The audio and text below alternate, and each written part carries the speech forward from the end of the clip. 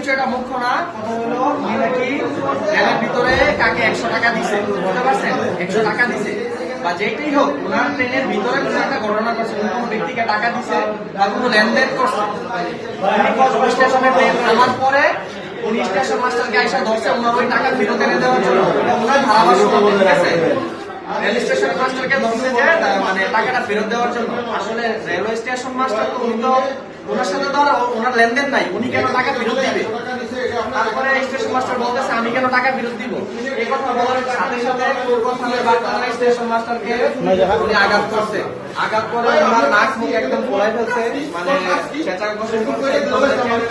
রেলের যে সম্পত্তি মনিটর ভাঙচুর করছে, দেখান। উপকূল কসবা স্টেশনে দাঁড়ানোর পর একজন লোক এসে আমাকে বলে, এই মাস্টারকে আমি যে ভাই এইভাবে কথা বলেন কেন?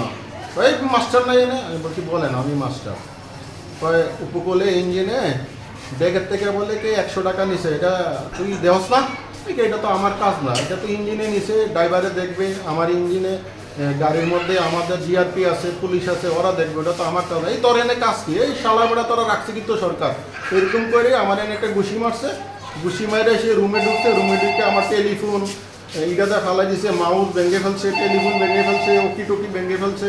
তারপরে মাউস মাইকিং করার, অ্যানাউন্সমেন্ট করার ইয়াটা বিল দিয়ে ফালাই দিছে।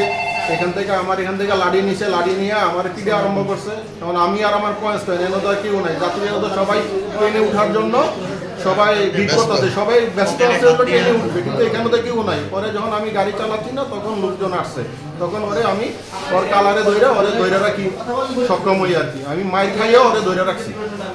এটা আমার বক্তব্য। আমি উপযুক্ত বিচার চাই স্টেশনে সরকারি কাজে হামলা দেওয়ার জন্য, এখানে সরকারি কাজে বাধা দেওয়ার জন্য। এটা কোনো কিছু না, হে টিকিট করছে না, কোথা থেকে আসছে, যাত্রী কিনা তাও জানি না।